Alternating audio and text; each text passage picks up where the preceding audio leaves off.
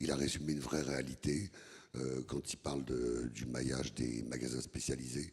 Nous, pour notre part, on pense que entre 25 et 30 magasins en France sur le territoire dans les 5 ans, il n'y aura pas beaucoup plus et il faudra qu'ils soient vraiment extrêmement spécialisés. Sur le qualitatif, sur la présence du matériel haut de gamme, éligible à la distribution sélective, bien entendu, et essayer de se montrer, je dirais pas indispensable, mais essayer de se montrer un véritable partenaire dans le matériel haut de gamme avec nos fournisseurs. Il n'y a pas beaucoup de solutions.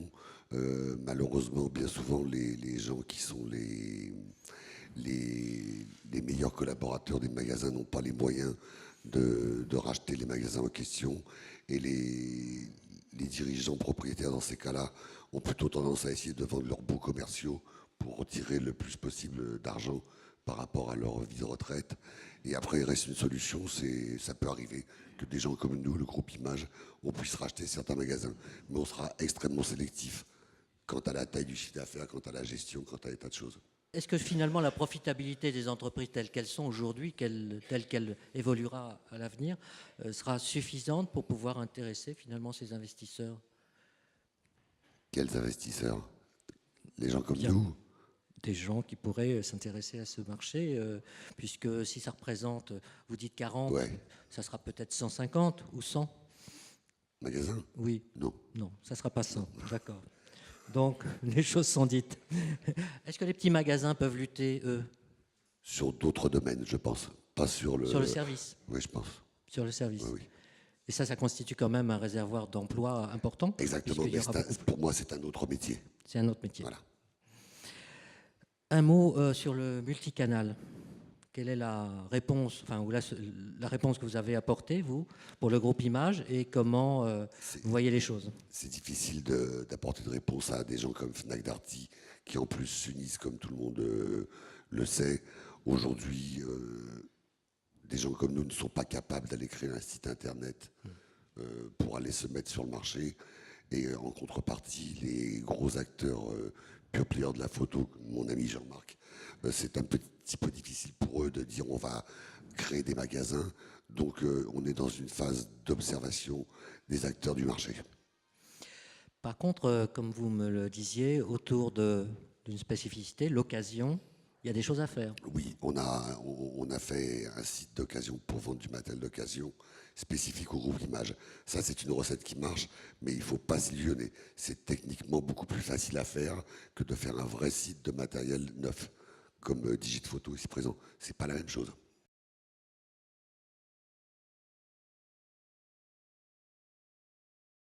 On a à peu près 11 000 références, donc tout ce qui peut, ou presque tout ce qui peut exister dans la photo.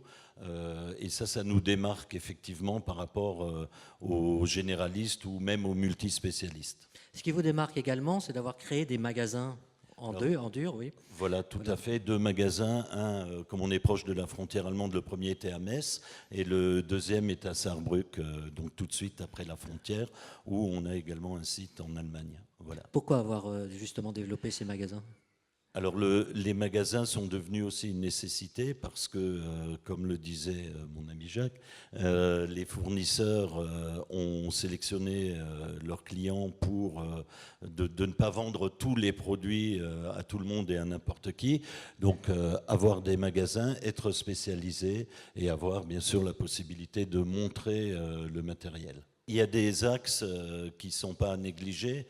Je pense qu'aujourd'hui, et Jacques le disait, on serait presque complémentaires parce qu'il parlait d'Internet en disant maintenant il est très difficile de créer un nom. On a eu la chance de le faire il y a une quinzaine d'années.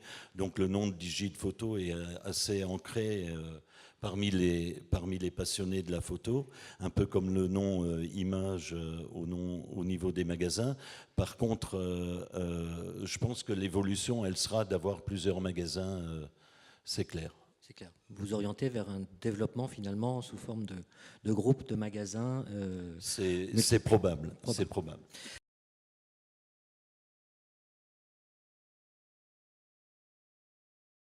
Tout à fait, il n'y a pas que les produits et la rapidité de service, il y a clairement le sourire, ça fait partie du métier et c'est ce qui différencie par rapport au canal web.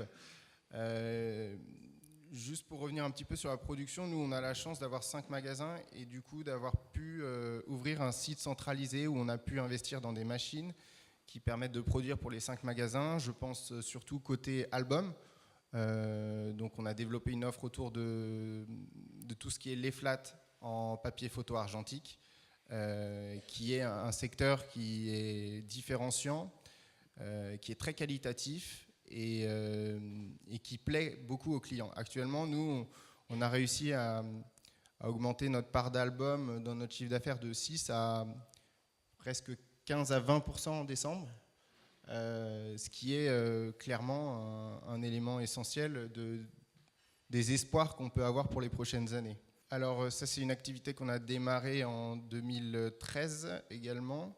Donc le savoir-faire Minilab tirage argentique, avec une production très rapide. On a monté un partenariat avec une application qui s'appelle Cheers et pour lequel on produit en marque blanche des tirages, des magnettes, toutes sortes d'objets photos, mais toujours en argentique. On s'est clairement spécialisé dans l'argentique, le tirage argentique. Et ça représente quel poids de votre C'est activité? maintenant la même part que Lys Photo environ, donc c'est environ 1,5 million de chiffre d'affaires. De chiffre d'affaires.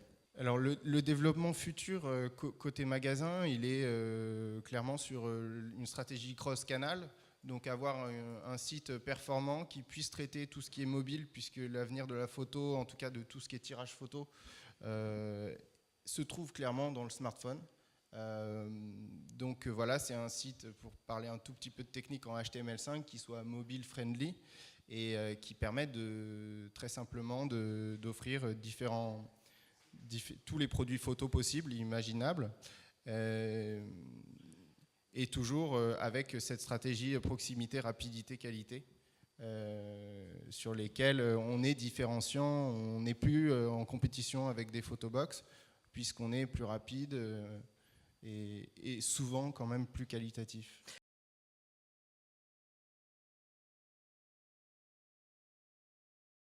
Bonjour à tous. Oui, bien sûr, ça me plaît toujours, excusez-moi.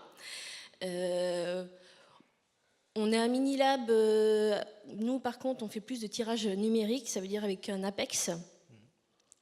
Donc, on a 3 bornes. Donc, comme le monsieur disait tout de suite, c'est un service. Mais il faut surtout sourire, parce que les clients aiment ça. Il faut les accompagner dans leur choix de photos, les orienter. Et nous aussi, on fait des albums photos. Mais nous, on a aussi fait un service où c'est nous qui créons l'album pour les personnes. Et donc, du coup, ils viennent, ils vérifient, on dit on a fait ça, on les oriente. Et en fin de compte, c'est comme ça qu'on a développé notre secteur d'activité d'album.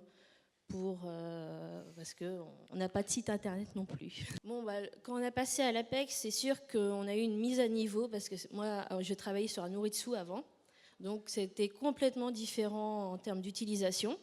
Après, c'est vrai, c'est plus, on travaille, on voit ce qui se passe, et on se forme avec les clients, en fin de compte, tout simplement.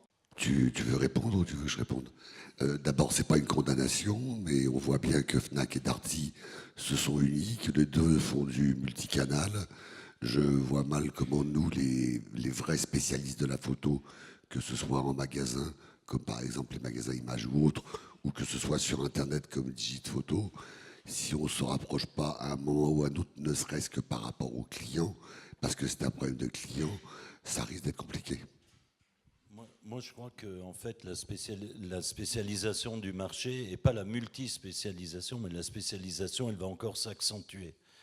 C'est-à-dire qu'il y a une dizaine ou il y a une quinzaine d'années, on vendait à peu près en France 2 millions d'appareils. Il faut quand même revenir sur ça parce que je pense que c'est important. On vendait 6 millions d'appareils. En 2010, on en vendait 5 millions, voire un peu plus.